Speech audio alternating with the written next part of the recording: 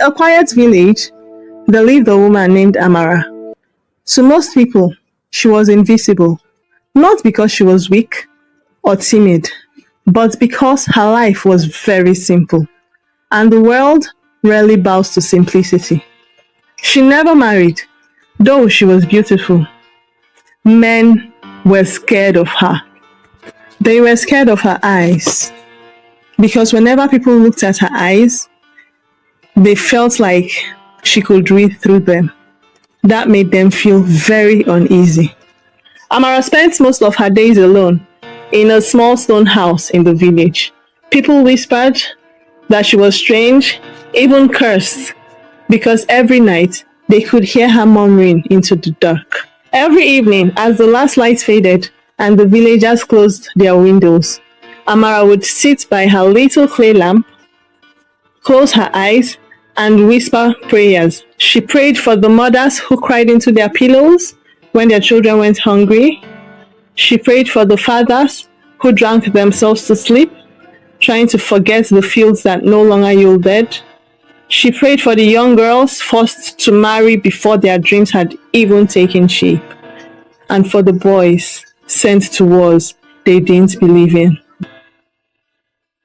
Her voice, though frail, carried something heavier than words, something like rivers moving under the earth.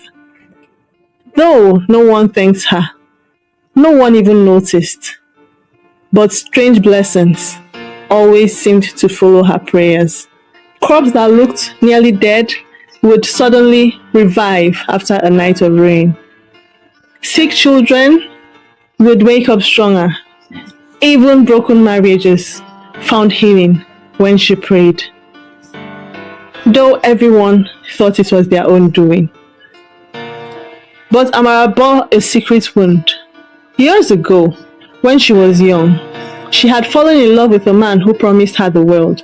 He was kind, full of life, caring, loving, and the only one who had seen her the way she truly was. But he died suddenly, taken by an illness the village could not cure. The night he was buried, Amaka walked into the forest and wept until she could not breathe. She had wanted to die beside him, wanted to fall into the grave. But in that silence, she heard something. Not a voice of comfort, not even words, just an overwhelming sense that her pain was not meaningless. That if she lived, she could carry something larger than her own grief. So she stayed, and from that night on, her life became a vessel of prayers. Years passed, wrinkles carved her skin, her hair turned white, and the children of the village grew up only to become parents. She was still alone, still misunderstood. But her presence remained like an unseen thread holding things together. Then, one rainy day, Amara fell ill. Her body became too weak to kneel, too tired to whisper prayers. She laid on her bed, staring at the clay lamp that had witnessed her every night for decades. The villagers hardly noticed. The night she could no longer pray, the village felt it. Quarrels erupted where peace once rested.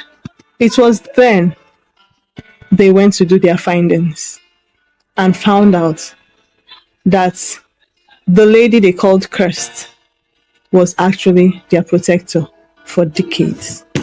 On her last night, the villagers gathered outside her house. For the first time, they wept for her, begged for forgiveness. When she exhaled her final breath, the villagers claimed they saw a soft light rise from her chest into the sky. Every evening, when the clay lamp in her little house flickered mysteriously by itself, they believed it was Amara, still praying, still unseen, still carrying them in silence.